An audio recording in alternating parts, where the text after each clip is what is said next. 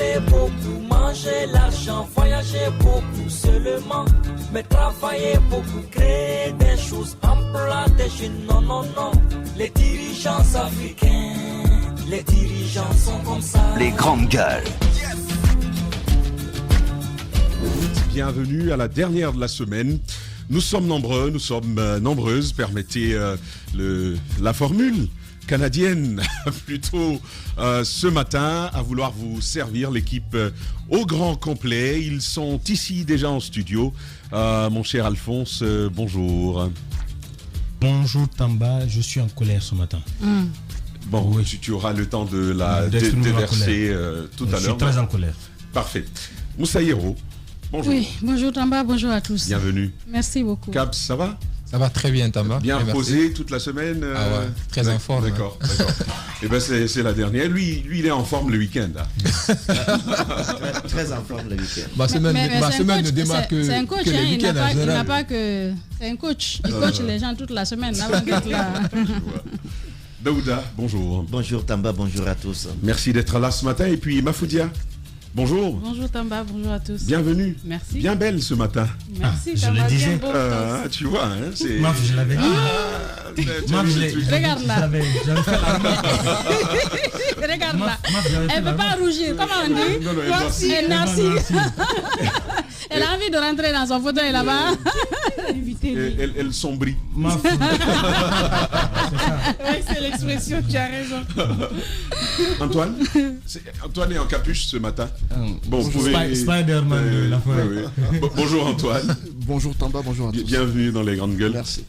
Et puis c'est une actualité qu'on a abordée il y a quelques jours. Il y a 2 jours Oui, qu'on a oui. parlé de ce cas de viol, Moussa Hiro. Plusieurs ne comprennent pas.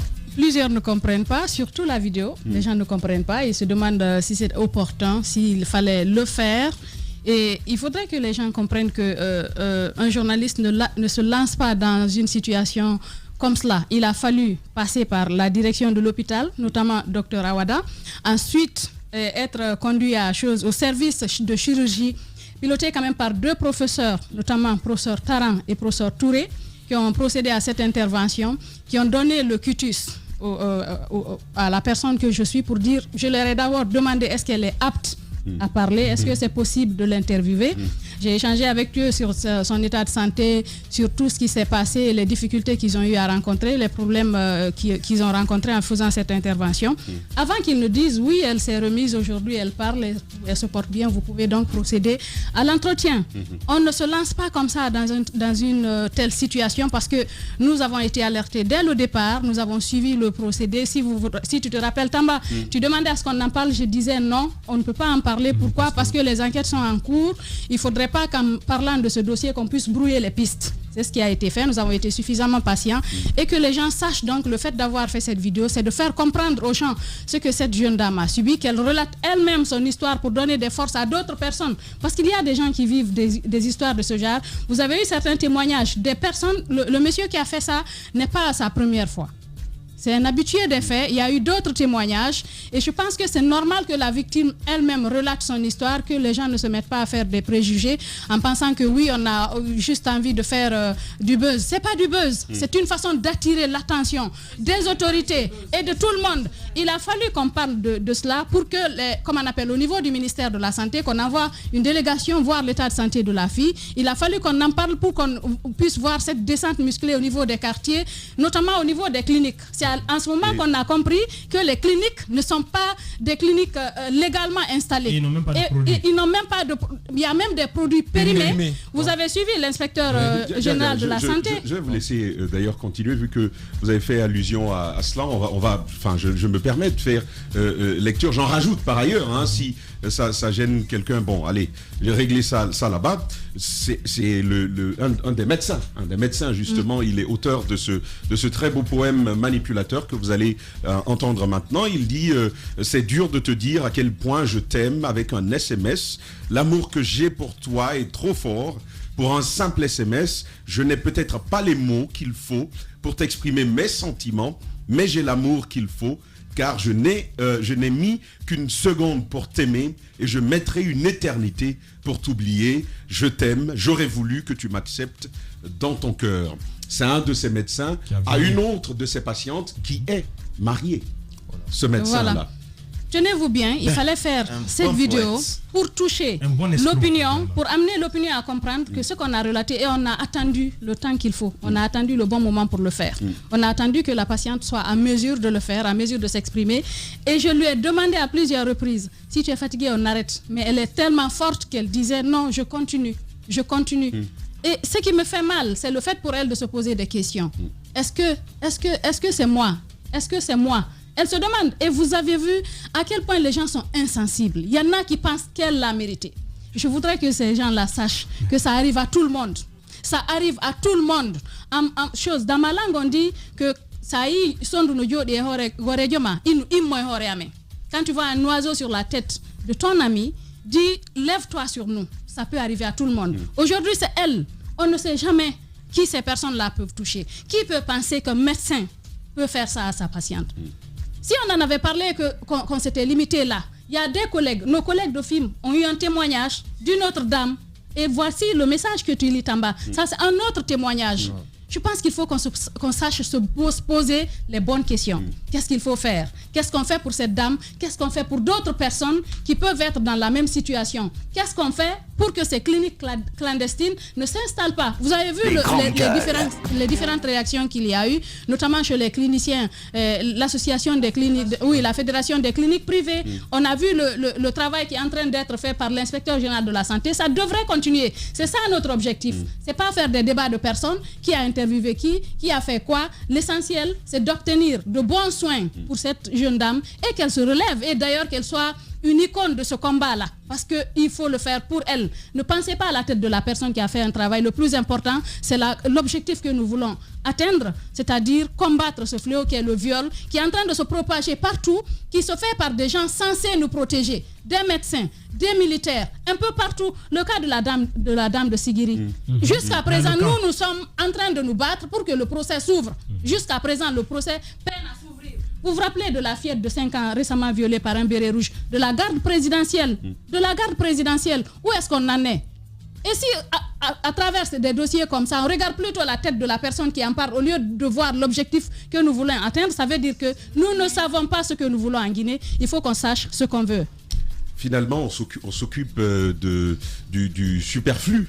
Ce qui est intéressant, on le laisse tomber, mon cher Caps. Vraiment, en réalité, il ne faut pas qu'on se trompe d'objectif. Je pense que la question là devait plus interpeller l'opinion publique pour qu'on puisse tous condamner un tel acte. Moi, je me dis qu'il faut que des discours comme ça sortent. Il fallait le témoignage de la dame elle-même, d'autant plus qu'il y a eu une enquête préalable qui a été faite et une demande a été faite et on a dit qu'elle a l'opportunité justement de pouvoir s'exprimer. Et si elle a pu s'exprimer, il est important afin qu'en réalité que la même chose ne puisse plus y arriver, on ne peut pas comprendre. Ce qui arrive avec ce fabuleux travail de Moussaïro et d'autres dames sur ce dossier spécifique, c'est ce qui nous est arrivé lorsque nous avons diffusé le son de Souleymane Ndiaye. Oui, effectivement. On nous a dit, y compris par la presse, qu'on ne devait pas le faire.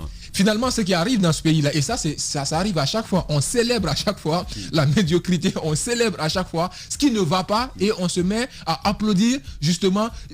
C'est-à-dire le monde à l'envers en réalité. La réalité voudrait que le peuple de Guinée, souvent, il y a certaines choses qui arrivent où on a tendance à dire que le peuple est responsable des fois de ce qu'il arrive. Quand on veut venir sauver ce peuple-là, vous qui venez à leur secours, c'est vous qui attaquent. Et la réalité, c'est que peu importe ce qu'ils veulent ou la voie sur laquelle ils s'inscrivent, ceux-là qui sont censés faire le travail ne peuvent pas ne pas faire leur travail parce qu'eux, ils vont mal le prendre. Qu'ils le prennent bien, qu'ils le prennent mal. Et c'est là où moi, je salue un petit peu le travail de ce que l'ONG de Madame Yoro et ce que vous faisiez à dénoncer toutes ces choses-là. Que c'est une synergie d'action. C'est une synergie d'action dans le travail que nous sommes en train de faire. Il y a Diane Boiro, vous avez dû la voir. Diane Boiro, Madame Silla, de l'ONG L'Enfant Ma Vie. Oui. L'Enfant Ma Vie. Je l'ai vu. On a travaillé en synergie d'action. c'est pas une question de personne. Le plus important, c'est ce qu'on peut faire. Parce qu'il y a d'autres femmes aujourd'hui qui sont en train de se joindre au combat. C'est le plus important. Arrêtons de faire des débats de personnes. Inquiétons-nous pour les victimes. C'est l'essentiel. Et donc, je termine là-dessus. La chose la plus importante, en fait, il faut qu'aujourd'hui que les gens comprennent que face à une situation comme ça, aujourd'hui, c'est l'enfant d'une personne, d'une autre personne. Peut-être que ça peut être ton enfant. Si c'était ton enfant à toi, comment tu aurais agi? De la même manière, tu aurais agi si c'était ton enfant. Qu'on commence à contribuer déjà à une autre lutte pour que la même chose ne puisse pas arriver à ton enfant. Parce qu'encore une fois, il faut un effort collectif pour qu'on puisse faire de sorte que ces choses comme ça sortent et arrêtent dans notre pays. Daouda, le proverbe de chez nous, on ne regarde ni à la taille, ni à la couleur du bâton dont on se saisit pour chasser un serpent. Oui, le bâton qu'il trouve avec vous, c'est de cela vous vous saisissez pour le chasser. Alors, ce que j'entends depuis quelques jours, depuis cette action, c'est un peu de la lâcheté, de l'hypocrisie de certains Guinéens. L'irresponsabilité même. L'irresponsabilité de certains Guinéens. Parce que, imaginons, il a dit en ces derniers mots, imaginons que cette fille, quoi qu'on lui reproche aujourd'hui, soit votre fille, soit votre sœur, soit votre épouse, qui subissent de telles... Déchirées de cette façon. Déchirées de cette façon, j'imagine un peu quel pourrait être le sentiment de ceux qui pensent aujourd'hui qu'il ne fallait pas donner la parole à la dame, il ne fallait pas... J'aime bien quand je fais le tour de Conakry, par exemple, je vois sur les panneaux « Brisons le silence ». On ne peut pas continuer à se taire sur ce qui nous tue à petit feu. Aujourd'hui, on a beaucoup de filles dans les quartiers, beaucoup de femmes dans les quartiers qui sont victimes, qui souffrent dans leur âme, qui ne savent pas à qui se confier, qui traînent cette torture avec elles partout où elles sont, et elles peuvent s'oublier parfois même dans la circulation. Et qu'il y ait des Guinéens, des êtres humains, qui souhaitent que ces personnes continuent à garder le silence. Pendant que ces personnes sont en train de se traumatiser, sont en train de mourir à petit feu, pendant qu'il y a d'autres victimes qui s'alignent sur la longue liste et qu'on veuille qu'on se taise dessus. Je me dis que c'est de l'irresponsabilité, c'est de l'hypocrisie, c'est de la lâcheté. Il faut aujourd'hui que toutes celles qui sont dans les quartiers, qui subissent de tels actes, de ceux qui sont censés les traiter, les soigner, les défendre, ou tout autre citoyen qui se livre à de tels actes, il faut que cela soit dit. Nous avons nos enfants, nos filles dans les quartiers. Nous les laissons à la maison, nous sortons le matin. Qu'un prédateur qui ne va nulle part, qui se livre à votre fille, vous rentrez le soir pendant que vous sortez pour aller chercher de quoi nourrir votre famille. Vous rentrez le soir pour trouver votre fille dans cette situation. Totalement démolie. Hein. Totalement démolie. Et qu'on vous demande de vous taire dessus.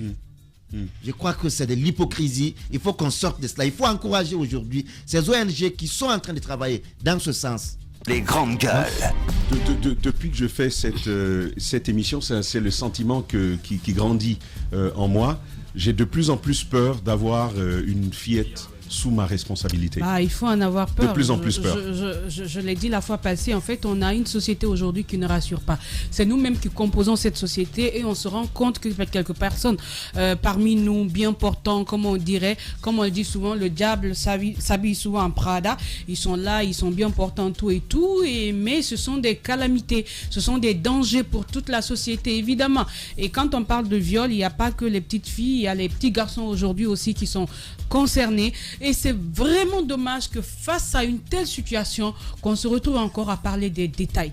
Ce qui prime aujourd'hui, c'est la situation de la fille. Elle a accepté de témoigner, ce n'est pas quelque chose qui est facile. Elle l'a fait, elle a eu le courage. Moi, je pense que la moindre des choses qu'on peut faire, c'est d'accompagner. C'est l'encourager. C'est l'encourager. Maintenant, ça ne m'étonne pas toutes ces réactions. L'être humain est comme ça. C'est pourquoi à un moment donné, je pense que tout ce qu'on peut faire, c'est de faire ce qu'on croit juste, d'aller en avant et de ne pas s'arrêter sur les détails. Le plus important, encore une fois, c'est la situation de cette fille. Moi, je prie Dieu qu'elle s'en remette et lorsqu'elle s'en remettra, le gros du travail revient à cette justice quand même. Je sais qu'il y a quelques cas de condamnation. Mais la question, c'est comment ça se fait qu'en Guinée encore, cette pratique perdure de la sorte. C'est comme quand on parle un peu d'excision. La Guinée est le 2e pays au monde où l'excision est plus pratiquée. Mais prenez en compte le nombre d'ONG, tous les discours qu'on peut tenir. Posons-nous la question à savoir pourquoi ça ne marche pas. C'est que même au sein des structures qui œuvrent dans la lutte, on s'arrête souvent sur des détails qu'il ne faut pas, alors qu'on devrait travailler par exemple sur la manière de communiquer pour toucher plus de monde, pour qu'il y ait un résultat enfin. C'est-à-dire, il faudrait que dans la lutte, il y ait un travail pour voir est-ce qu'il y a un résultat qui est là depuis qu'on a commencé à travailler. Le viol continue de plus belle et c'est pas prêt de s'arrêter. Il y a des pays comme l'Inde par exemple où ça explose carrément, et dans nos pays, les gens commencent à témoigner. C'est vrai que c'est difficile quand une personne prend la parole et accepte de dire ce qui lui est arrivé. Je pense que la moindre des choses, c'est de l'écouter, de l'encourager. Parce que j'ai rappelé quelque chose la fois passée ici. Quand on est jeune fille, quand on est bébé, ça va, hein, les gens semblent tolérants. Mais lorsqu'on est à partir de 16 ans, 18 ans, 20 ans, dès qu'une jeune fille dit « je me suis faite violer », la question c'est de savoir qui l'a violée. Dès qu'on soupçonne un petit lien, c'est comme si on décrédibilisait la version de la victime. Pourtant, c'est la victime. La personne peut même, le coupable même peut être son petit ami. Ça peut arriver. C'est ton petit ami, mais il n'a pas le droit de te violer.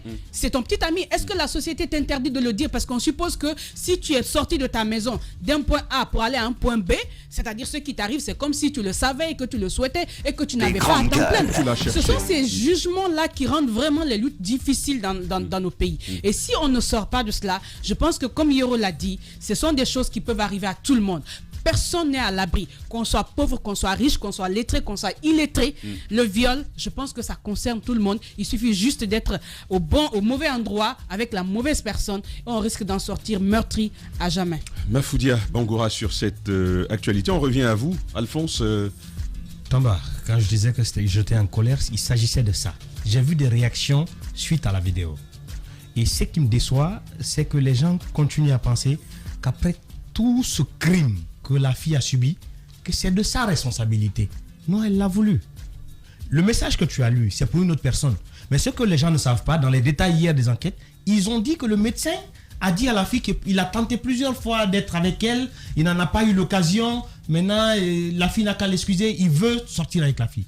Mais on se retrouve où? Et ce que j'ai envie de dire ce matin, c'est que ces gens qui ne sont pas sensibles à ce crime subi par la fille, c'est des violeurs, eux aussi. En fait, parce qu'aujourd'hui, ce qu'on ne sait pas, c'est que dans notre société, on conserve des violeurs dans nos familles, on conserve nos violeurs dans notre environnement proche. Nos filles sont perpétuellement en danger. Oui, il faut quand même pouvoir s'émouvoir du discours qu'on a entendu, des images qu'on a pu voir et du récit de ce viol-là. Et ce qui m'a désolé hier, c'est quoi? Je ne sais pas si vous avez suivi dans l'élément du journal, mais même le traitement que la fille a subi était un traitement criminel. Parce que les médicaments qu'on a utilisés sur la fille étaient périmés. Wow. Des médicaments expirés depuis 2020 qu'on prend pour soigner la plaie de la fille. Et des plaies où? Dans sa partie intime et sur le ventre. En fait, on a charcuté l'enfant des gens, mais des imbéciles heureux pensent que c'est la faute de la fille parce qu'elle s'est laissée faire. Je rappelle qu'elle s'est fait droguer avant de se faire violer. Elle était endormie quand elle s'est fait violer. Elle se réveille, elle se rend compte qu'elle s'est fait violer. Mais comme notre société notre société de promotion du viol... Elle n'ose même pas se plaindre. Oui, c'est ça en fait. On a notre société de promotion du viol. Oui, elle a été violée. Elle se rend compte qu'elle a été violée. Et comme elle est dans une société qui fait la promotion du viol, elle ne peut pas le crier. Parce que si elle le crie, la question qu'on va poser, c'est la première question qu'on pose aux filles. Surtout quand elles ont atteint l'âge que la fille a atteint. Et aujourd'hui, on se retrouve dans cette situation où la fille était presque morte.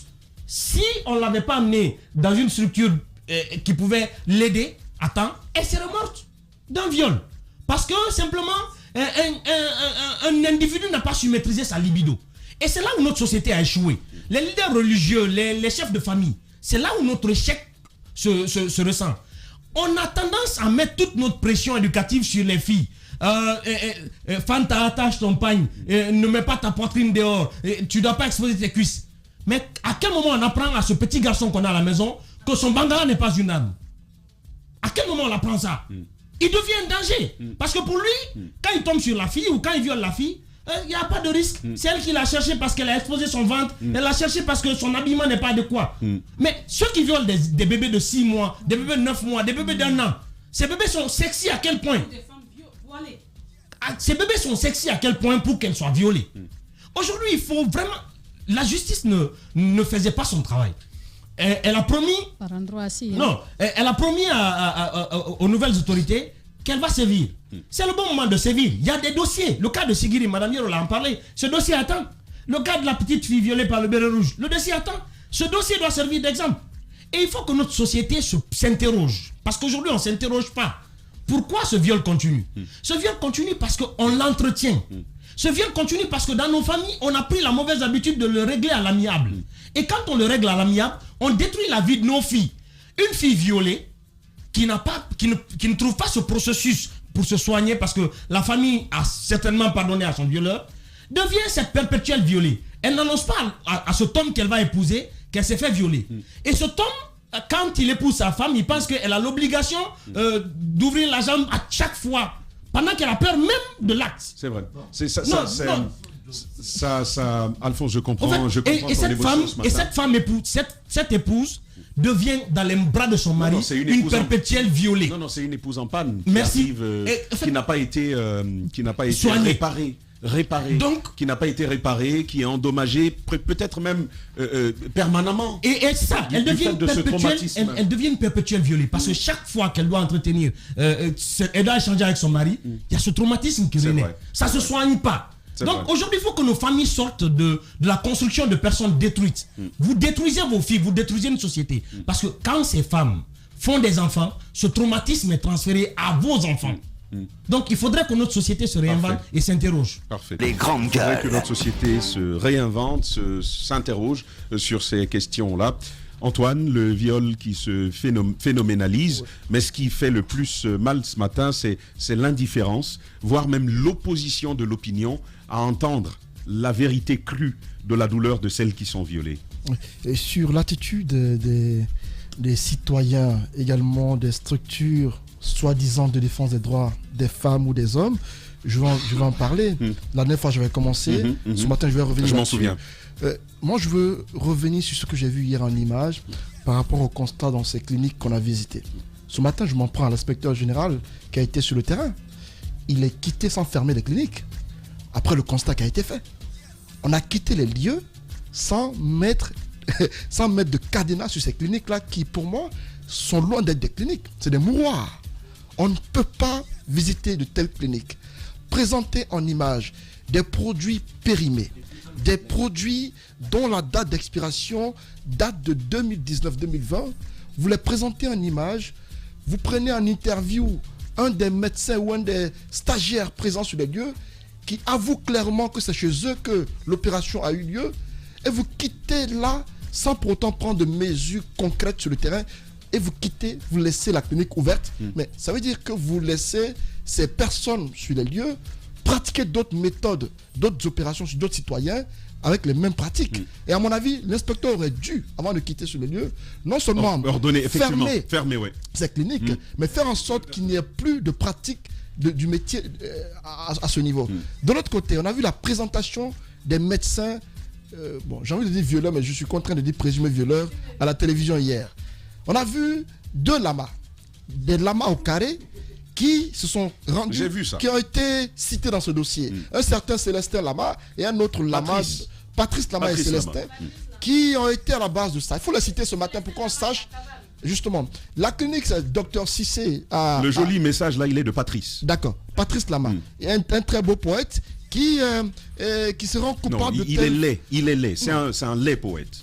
D'accord, laid poète. Mais qui se rend coupable de telles pratiques. À mon avis, de telles personnes, il faut les extirper de la corporation, de la profession, qu'ils soient condamnés à la hauteur de leurs actes. Parce que ce qui s'est passé là ne mérite pas d'encouragement.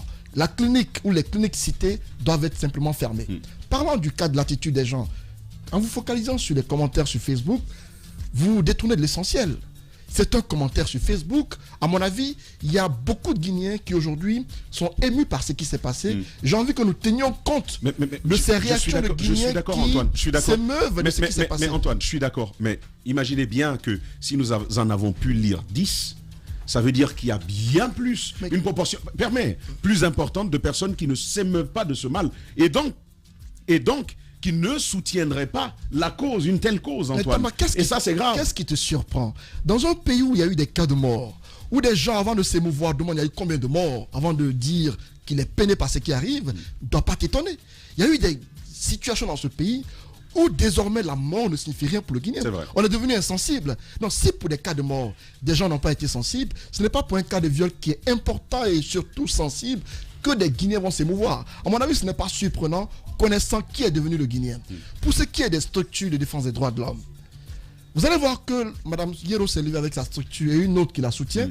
Vous verrez qu'il y a d'autres structures qui, parce que ce n'est pas elles qui sont au devant de la chose, ne soutiendraient pas. Vous allez constater qu'il y a des guerres de leadership autour du dossier. Ce qui fait que beaucoup auront du mal à soutenir la cause parce que simplement ce ne sont pas elles qui ont été saisies lorsque l'acte a été posé. Je rappelle juste un exemple récemment. Une émission de télévision ivoirienne sur NCI avec Yves Dembella, qui est un doyen du métier. Sur le plateau, on a mimé un cas de viol. On a juste pris une poupée sur qui on a voulu, faire revivre comment se fait le viol. La personne qui a été utilisée est un acteur. Ce n'est pas un violeur. C'est quelqu'un qu'on a pris dans la rue pour venir lui faire jouer un rôle. Il a été condamné à 2 ans de prison ferme. Yves Dembella condamné à 1 an à sortir de sursis et une amende qu'il a payée. On a suspendu de la chaîne de télévision NCI. Des femmes sont allées manifester devant la télévision NCI pour condamner l'acte. Mais vous n'en verrez pas ça aujourd'hui. Vous ne verrez pas cela aujourd'hui parce que la plupart des structures, elles le font par profit. La plupart existent parce qu'elles sont soutenues financièrement. Et je condamne ce Parigo. C'est Moussaïro. C'est ce que je condamne ce matin. Mon enfant, ma vie, donc je ne m'y mets pas. Je les entends parler souvent, je ris en bas parce qu'elles ne méritent pas le nom qu'elles portent. Parce que pour moi, dès l'instant où on a évoqué le sujet, on aurait dû, dans le lendemain, voir des femmes, même dans la rue, dénoncer ces médecins-là, ou même aller devant la clinique où il y a eu le cas de viol, pour dire aux autorités il faut les fermer, ou dénoncer ce qui se passe. Mais jusqu'à ce jour, ça fait 5 jours, on n'entend personne. Ces femmes-là se sont tues, elles ne parlent plus. Je ne sais pas, dans ce cas-là, pourquoi portez-vous le nom de défenseur des droits de l'homme ou des droits des femmes si vous n'êtes pas capable de mon défenseur en tout cas. Nous on fait mieux. Défenseur. Défenseur. Tamba défenseur. Donc, je poursuis en disant, elle ne mérite pas de porter ce nom de défenseur des femmes, le droit des femmes, parce que pour un cas aussi palpable, pour lequel il y a eu des photos, il y a eu une vidéo de la victime, il y a eu les présumés coupables montrés à la télévision. Elle veut quelle preuve maintenant? Vous voulez quelle preuve pour attester qu'il y a eu cas de viol par des médecins, pour vous lever? Aujourd'hui, il y a un silence qui se passe. Demain, vous allez voir que pour un cas de je ne sais quoi, pour une histoire d'égalité ou d'équité, elles vont nous dire qu'on veut être représenté à l'Assemblée nationale, au CNT, parce qu'on veut tel nombre de femmes. De toute façon, on en parle tout à l'heure. Je comprends la colère d'Antoine, mais en même temps... Mafoudia, tu me laisses finir. Non, oui, je suis d'accord. Je suis très en colère ce matin contre cette dame qui se disent défenseur des droits des femmes. Elle ne mérite pas de porter ce nom-là ce matin. Je veux juste dire, Antoine... Si, jusque-là, je n'entends aucune d'elles, même en conférence de presse. Je ne dis pas manifestation, Madame So.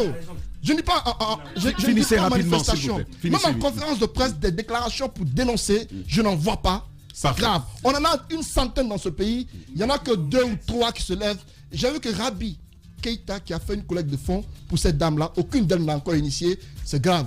On entendra Moussaïro tout à l'heure. On entendra Moussaïro tout à l'heure. Allez-y. On veut y apporter une précision. Il y a eu je comprends ta colère, Antoine, mais je veux juste souligner qu'il y a eu des manifestations ici, initiées par des associations de défense des droits des femmes pour des cas de viol et bien d'autres ici. Ça s'est fait à Conakry. On parle de ce cas-ci. On parle de ce cas-ci. Je lui apprends aussi qu'il y a une campagne de collecte d'argent, de fonds pour soutenir la jeune fille qui est lancée sur les réseaux. C'est pas en coulisses. Il ne passe pas à l'antenne, allez-y. C'est sur les réseaux sociaux, c'est accessible. Déjà, il faudrait y aller. Je comprends ta colère, mais en même temps, je ne veux pas que dans ta colère, tu noies tout l'effort qui est fourni par beaucoup de structures. Merci, Maf. Moussaïro, un dernier mot. Non, ce que je voudrais dire, la campagne de collecte de fonds, c'est pas comme il le dit en coulisses. J'ai partagé sur ma page. L'ONG Mon Enfant Ma Vie pilote cela. Si vous voulez contribuer, aussi minime que ce soit, pour aider cette jeune fille, allez-y. Et ou bien, ne serait-ce que par la parole, il faut le faire. Et il y a beaucoup d'organisations de femmes qui se battent, mais ce qu'on dit, c'est vrai. Vous vous rappelez la manifestation qu'on a organisée, notamment pour la Dame X devant le ministère des Droits de la Justice. Il n'y avait pas une trentaine de femmes. Pourquoi? Parce que c'est cette question de division qui est là. On ne se mobilise pas assez. Parce que le viol, les gens oublient que c'est un crime. C'est un crime, c'est pas un délit qu'on fait comme le vol, les trucs et autres. C'est comme quand vous arrachez la vie d'une personne. Imaginez, je pense qu'il faudrait qu'on se mobilise plus. Déjà, il y a la mobilisation est en cours. Les femmes sont en train de se retrouver. Beaucoup de personnes, on a mis un groupe WhatsApp et on tend vers un sitting avec d'autres actions à mener pour soutenir ce cas, mais aussi pour dissuader tous ceux qui veulent implanter des cliniques privées, parce qu'il y a beaucoup de femmes qui y perdent la vie à travers des césariennes qu'on fait, à travers des assistances qui ne se font pas suffisamment parce que les gens qui sont là ne sont pas qualifiés. Ce qui est arrivé à cette dame, c'est parce que ces médecins qui ont procédé à ces différentes interventions ne savaient pas où aller, où toucher, qu'est-ce qu'il faut faire, et ils ont utilisé du matériel souillé et qui est périmé pour détruire la vie de cette jeune fille. Et moi, je suis totalement d'accord avec Antoine ce matin, parce que quand on fête la journée internationale de la femme, eh ben, on affronte les problématiques de la femme avec du sorbi. C'est ce qu'on fait. Les grandes gueules, on poursuit. Les grandes gueules sur Espace, c'est la représentativité de la diversité de la société guinéenne. Ils n'ont jamais peur de défendre leurs idées. Entre débats animés, accrochages et éclats de rire, 2 heures de talk-show pour parler, décrypter et débattre de l'actualité et des véritables préoccupations des Guinéens. De 9h à 11h sur Radio Espace et en simultané sur Espace TV. Revenons en studio, continuez à réagir à cette émission hashtag Espace GG, vous qui êtes praticien de Twitter justement, on continue à réfléchir aux modalités pour prendre l'avis de ceux qui s'expriment, qui réagissent à cette émission via Facebook, ce sera fait, ou tout simplement écrivez-nous au plus 224 si vous êtes à l'étranger, 657 39 13 13. Dans la deuxième partie de cette émission, votre avis va être pris en compte. Vous l'avez certainement suivi sur les réseaux sociaux. Déjà, c'est une émission toute spéciale. C'est un ballet des candidats au CNT, des candidats jeunes, inclusivité et participation, 2 vocables du discours de prise de pouvoir par le CNRD qui ont polarisé et cristallisé les attentions. La transition, se voulant pour et avec tous, les forces vives dans leur grande diversité sont amenées à s'accorder sur le profil et l'identité de leurs représentants, notamment au Conseil national de la transition. Depuis, handicapés, artisans, civils et politiques confèrent pour désigner de concert leurs mandataires. Et chez les jeunes, c'est la complète agitation. C'est l'observation qu'on en fait. Une belle foire d'empoigne à qui s'arrachera la prestigieuse couronne de membres du CNT. Et pour ça, de vraies équipes de campagne se sont déjà organisées et sont mises en branle. Les jeunes, par ailleurs, qui ne manquent pas d'initiative dans cette perspective-là. Et l'on se pose ces questions ce matin. Quelles sont leurs motivations à vouloir nous représenter? En quoi serait-il plus légitime que nous autres? La question est ainsi posée. Pour ce numéro des Grandes Gueules, nous vous proposons donc un ballet de jeunes candidats au CNT et tour à tour. Et d'ailleurs, pour commencer, nous avons déjà en ce studio Madame Barry Safiatou Baldé. Elle est candidate de la Jeune Chambre internationale, une des candidates, dirais-je. Il va en être question. Derrière elle, nous aurons Cheikh Alioune, qui est candidat du forum 1535, le forum dont on a parlé il y a quelques jours. Et puis Thierno Abdoulba, candidat du Parlement des jeunes leaders de la société civile guinéenne. Il est déjà dans nos locaux et il est en costume. Vous allez le voir, vous l'entendrez. Il est déjà totalement conseillable du CNT. On verra ce qu'il en est. Et puis Sékou Doré, candidat de Rajgi, il nous dira ce qu'il en est. Lui aussi est en route. Et puis pour boucler la boucle, vous voyez bien qu'on va terminer avec un autre candidat, il est de la maison, Djiba Milimono. Djiba Milimono, il est candidat de Djiba au CNT. Nous l'entendrons dans ce studio. Mais on commence avec vous, très cher Safiatou Baldé. Bonjour. Pardon, je vous ouvre le micro, je joue en même temps la technique. Bonjour. Ok. Merci beaucoup et bonjour M. Tamba, bonjour à tout le monde. Voilà, la première question, c'est pour moi. Et puis les autres, ils vont vous cuisiner après. Est-ce que vous êtes jeune? Oui, je suis monsieur. Je suis très jeune. Vous êtes jeune. Vous avez quel âge? 33. 33 ans. D'accord. Je pose la question, elle est normale parce que quand j'ai affiché ça, parce que j'ai dit, ils veulent nous représenter, les gens, ils ont dit, mais toi aussi, tu es jeune. Et oui, je suis jeune et il me reste encore une année. Une année au moins avec les jeunes avant de quitter la classe des jeunes. Donc c'est très très important. Non, j'ai pas encore 34. Je voudrais rappeler, souligner que je suis jeune parce que la Jeune Chambre internationale de Guinée est une organisation quand même qui regorge des jeunes de 18 à 40 ans. D'accord. On va aller aux questions tout à l'heure, mais rassurez-vous, tous ceux qui passeront vont nous dire c'est quoi leur âge et puis après on va aller fouiller. On commence cette interview avec vous, Moussa Hiro. Alors, vous avez décidé de vous porter candidate justement pour aller au CNT. Qu'est-ce qui a motivé cette décision et quels peuvent être vos atouts en tant que jeune dame? D'accord. D'abord, je vais rectifier. Ce n'est pas moi qui ai décidé en tant que tel parce que nous sommes une organisation très, très démocratique.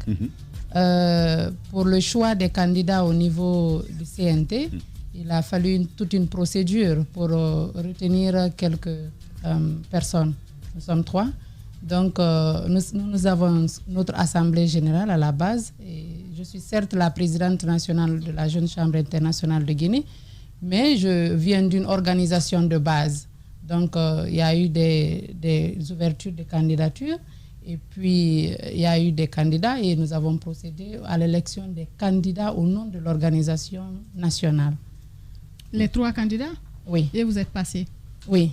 Bien. D'accord. Donc, 3 candidats parmi d'autres, oui, retenus. Et qu'est-ce qui vous motive? Je disais, quels sont vos atouts pour aller au CNT? D'abord, le premier atout, c'est que je suis une femme, je suis une activiste de la société civile. Et je suis membre de cette organisation, cela fait 13 ans. Donc 13 ans au service de ma communauté. 13 ans en train de servir ma communauté, 13 ans en train de me former. En faisant quoi? La communauté? En étant proche de la communauté, parce que c'est ça d'abord notre vocation. Nous nous sommes proches de la communauté en étant auprès de la communauté pour identifier les besoins de la communauté et réaliser les projets de ces communautés. C'est-à-dire nous identifions les besoins de la communauté à la base, nous en faisons des projets et nous les réalisons. Quelques actions concrètes. Ça, c'est le nom, c'est la Jeune Chambre de façon sur le globale. côté éducation. Mais vous, particulièrement candidate, oui. Quelle est votre participation, quelle est votre contribution à ce combat-là? Quels ont été vos apports particuliers? Mes apports particuliers, personnellement, c'est que moi, personnellement, je suis une des membres de l'organisation qui travaille sur des outils de développement de l'organisation et de la nation. Parce que tous les projets que nous réalisons, nous utilisons des outils. Tous les projets que nous réalisons, nous utilisons des outils pour les réaliser. Des outils d'élaboration de projets. D'élaboration, non, pas d'élaboration de projets seulement, mais de développement communautaire et personnel. D'accord. Donc, et je fais partie des formateurs au niveau de l'organisation. D'accord. Alors, peut-être avant de continuer sur ce que vous avez, vous personnellement, qu'est-ce qu'on peut apprendre de votre parcours, votre formation? Aujourd'hui, tout ce que vous avez comme acquis côté formation, par exemple. Ok, côté formation, au-delà de la Jeune Chambre, je suis un fruit de Gamal, Abdel Nasser. J'ai fait MIAGE, mais je suis gestionnaire administratif de formation et je suis actuellement en fonction à American International School.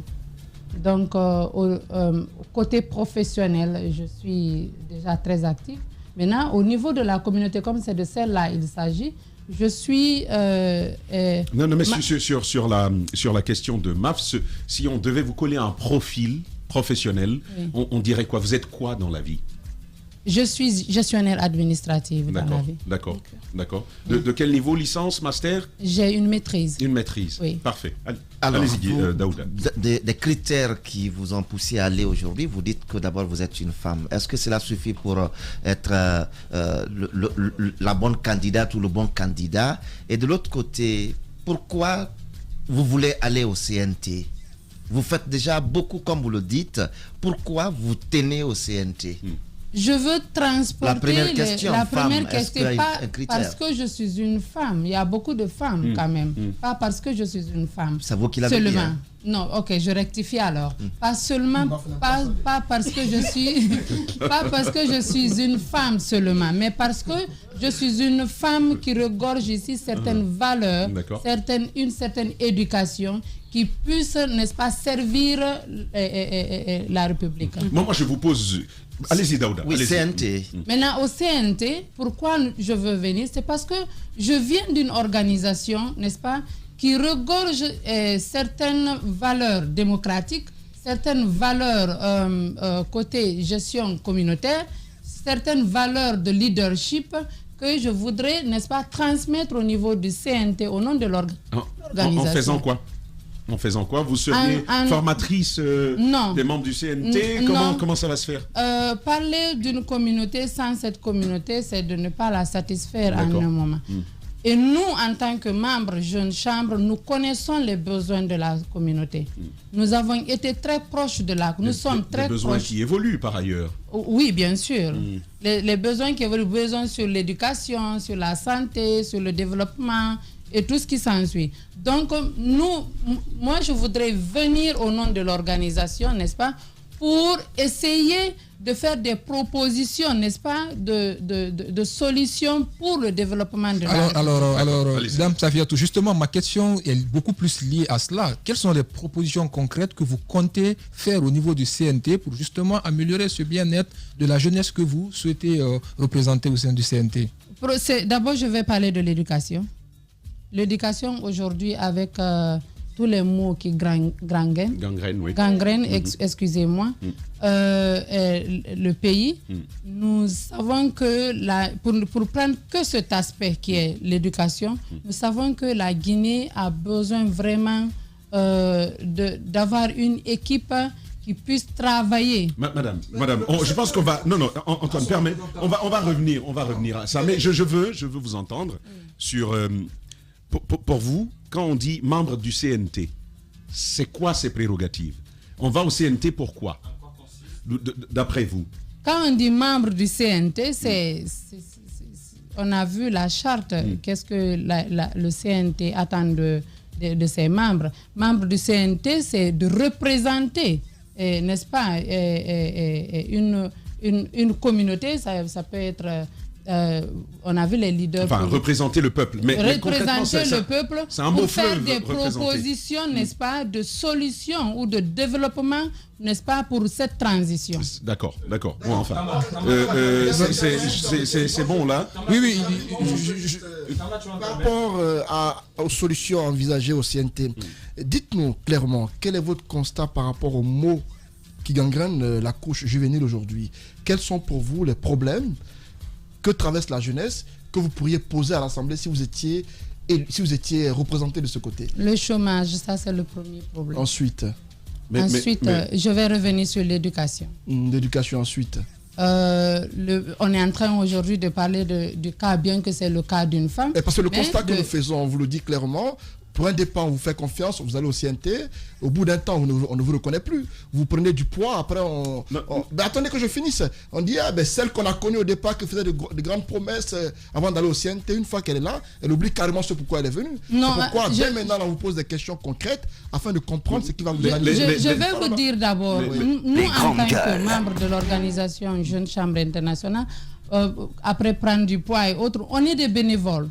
Et cela fait plus de 100 ans que nous exerçons. Donc, qu'on ait quelque chose ou pas, on est toujours prêt à servir. Ça, c'est la GCID, je parle de vous particulièrement. Oui, mais je réponds au nom de l'organisation. Je réponds au nom. Je ne viens pas en tant que Safiatou Baldé. Je viens en tant que candidate de la Jeune Chambre Internationale. Mais c'est vous qui CNT par la GCI. Oui, mais si la Jeune Chambre a eu confiance en moi pour aller au CNT, c'est parce qu'à un moment donné, je détiens les valeurs de cette organisation. Je n'ai pas été la seule candidate. Parfait. Je pense que chacun n'a pas tort sur ces questions, parce que vous allez représenter directement le peuple. Ça, c'est aussi une autre réalité. On va avec vous, Alphonse. Vous comptiez aller au CNT. Mais en quoi consistera véritablement le travail du CNT? Parce que vous parlez de développement, le CNT n'a pas vocation d'apporter le développement. Le gouvernement travaille dans ce sens-là. En quoi va consister le travail du CNT et quel pourrait être votre rapport à ce travail que va faire le CNT? Dans la mission du CNT, bon, j'ai pas la charte sous les yeux, mais je sais qu'il est question de faire, par exemple, une élaboration, n'est-ce pas, de la Constitution qui va nous permettre, par exemple, à élire les nouveaux dirigeants après la transition. Il reste à dire que la Jeune Chambre internationale est l'une des organisations en République de Guinée qui élabore une constitution, n'est-ce pas? Nous avons une certaine expertise en matière d'élaboration et d'exécution d'une constitution démocratique. C'est parfait. Moi, je veux. Quelle constitution? Je voudrais. Non, permets, Alphonse, si tu permets, on a malheureusement que 2 minutes. Et il y a une question centrale à laquelle personne ne va échapper. Okay. Vous avez évoqué la question du chômage, vous avez évoqué la question de l'éducation, la question des droits des femmes. Quelles sont vos idées? Une fois au CNT, concrètement, quelles sont vos idées, celles que vous porterez, par exemple, dans des lois ou dans d'autres règlements? Qu'est-ce que vous prévoyez de faire? Ce que, personnellement, ou au nom de l'organisation Débrouillez-vous. Comme vous pouvez. Ce que, personnellement, ou au nom de l'organisation, je compterais faire, d'abord, c'est... il y a une chose qui, personnellement, me tient beaucoup plus à cœur, c'est le côté éducation des jeunes filles. Et ce que je compte faire ou proposer au niveau du CNT, c'est de mettre, n'est-ce pas, une loi qui puisse prendre en charge l'éducation effective des jeunes filles. Vous avez fait l'état des lieux, il n'y a pas de... Non, tout à fait. Il n'y a aucun document, aucune politique publique, aucune loi en faveur de l'éducation des jeunes filles? La loi existe, une politique existe, un document existe, mais la faisabilité, l'exécution de ce document... Il y a eu quand même une croissance, beaucoup d'améliorations. Mais ça ne relèvera plus de vous, en tant que CNT. Oui, mais vous demandez ce que je puisse proposer. Ce que je peux proposer. C'est proposer alors tel que... C'est proposé, mais ce n'est pas exécuté. Et je dis que c'est pour l'exécution, n'est-ce pas, de ce qui est déjà proposé dans le cadre de l'éducation de la jeune fille. C'est mon avis personnel. Je pense qu'il reste beaucoup plus à faire, n'est-ce pas, pour l'éducation de la jeune fille en République de Guinée. Barry Safiatou. Baldé Safiatou. C'est Madame Barry Safiatou Baldé. Oui. Voilà, c'est ce que je voulais dire. Merci d'être passé dans les grandes gueules. Merci. Et on vous souhaite très bonne chance. Que le meilleur, le plus méritant puisse accéder au CNT pour mieux nous représenter. Voilà, vous continuez à réagir. Qu'est-ce que tout ça vous inspire? Le défilé vient de commencer. Dans la deuxième partie de cette émission, vous entendrez Cheikh Alioune, vous entendrez Guiba Milimouno, vous entendrez Tierno Abdoulba, Sékou Doré. Dans la deuxième partie de cette émission, ils nous diront pourquoi ils veulent nous représenter et quels sont leurs atouts. Et il va être question de cela. Vous réagissez. On va prendre vos avis dans la deuxième partie de cette émission. Les journalistes accoucheurs de vérités diverses, pertinents et rusés, sans langue de bois, cultivés, nécessaires pour des journalistes. Les grandes gueules des personnalités acquises par le travail. Ce qui leur donne poids et légitimité à interviewer tout le monde. L'épopée des grandes gueules ou le socle de la liberté d'expression en Guinée depuis plus de 10 ans.